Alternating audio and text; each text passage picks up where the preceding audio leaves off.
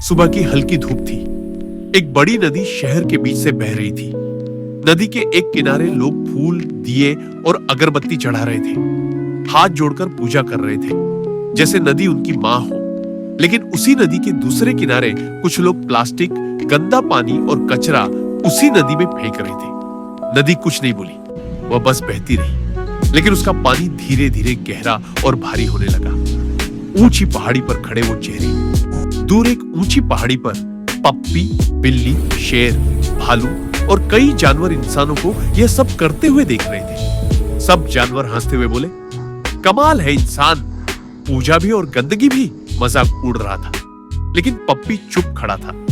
शाम ढली, सब जानवर जंगल के अंदर चले गए और एक एक आग के चारों ओर बैठकर बात कर रहे थे। लेकिन पप्पी फिर भी चुप था। फिर अचानक पप्पी उठ खड़ा हुआ। उसकी आवाज धीमी थी पर साफ। आज हम हंस रहे हैं, उसने कहा। कल अगर पानी खत्म हो गया तो हम किस पर हंसेंगे? आग की लपटें हिलने लगी। सब खामोश हो गए। पप्पी बोला, नदी सिर्फ पानी नहीं है, वह हमारा कल है। उसकी आंखें नम थी। मैं लोगों को समझाऊंगा। थोड़ी देर चुप्पी रही। फिर शेर आगे आया। उसने पप्पी के कंधे पर हाथ रखा और बोला, छोटा होने से फर्क नहीं पड़ता, सच बोलने की हिम्मत होनी चाहिए। एक एक करके सभी जानवर खड़े हुए और बोले, हम सब तुम्हारे साथ हैं। अगले दिन से पप्पी सबसे आगे रहने लगा। वह लोगों से बात करता, कभी प्यार से, कभी आंखों में देखकर। कुछ लोग को बात समझ आती है और कुछ को नहीं, कुछ मुंह मोड़ लेते। लेकिन पप्पी चलता रहा। उसके पीछे शेर, भालू, बिल्ली और बाकी जानवर हर जगह साथ थे। नदी ने सांस ली। धीरे धीरे लोगों ने कूड़ा फेंकना कम किया। फिर सफाई शुरू हुई। जानवर और इंसान एक साथ नदी किनारे काम करने लगे। नदी का पानी फिर से चलने लगा, हल्का, साफ।